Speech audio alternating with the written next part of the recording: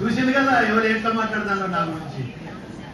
నేనట ముసలోనట కట్టి పట్టుకొని నడతానట ఏమో ఎత్తానట. ఇక అది వాళ్ళని ఇంజెక్ట్ అయి కొట్టి పెడతాను. కానీ నాకు ప్రత్యక్షంగా నా సాక్షులు ఎవరు? నా సాక్షులు ఎవరు? ఈ దేవుని తగ్గడానికి అక్కడ ఇక్కడ ఉన్నాడు, మగాడు ఉన్నాడు. ఆయన మా డ్రైవర్ నుండి ఆయన అంటాడు, సార్ ఏం తింటాడు నాకు చెప్పి, నీ కూడా బలంగా తయారు కావాలంటాడు. నేనేమో హుషారుగా మీరందరిచ్చే ధైర్యంతో హుషారుగా పోతా అంటే కొన్ని కాకి పిల్లో మేక పిల్లో ఇది అంటారు చూసినావా, వాళ్ళు ఇష్టం వచ్చినట్టు కూర్చుంటారు. సరే ఓకే, వాళ్ళ విజ్ఞత వదిలిపెడతాను. ఎందుకంటే నా సేవ ఏంటిది, నా ఉత్సాహం ఏంటిది, ఈరోజు నియోజకవర్గాన్ని ఏ విధంగా అభివృద్ధి చేస్తున్నాడో మీరు చూస్తారు. మొన్న వచ్చిన ప్రపంచాన్ని చూసి ముఖ్యమంత్రి గారు స్టేజ్ మీదనే నన్ను ప్రకటించేసాడు. మన రెండోసారి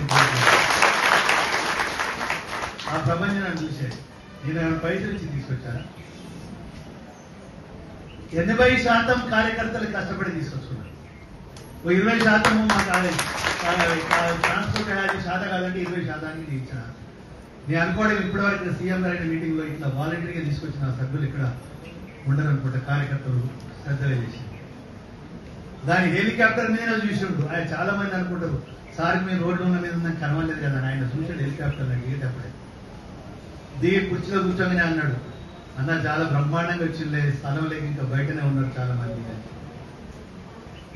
అది నా తరఫు నుండి నా ద్వారా మీరందరూ గౌరవ ముఖ్యమంత్రి గారికి ఇచ్చిన అభినందనలు.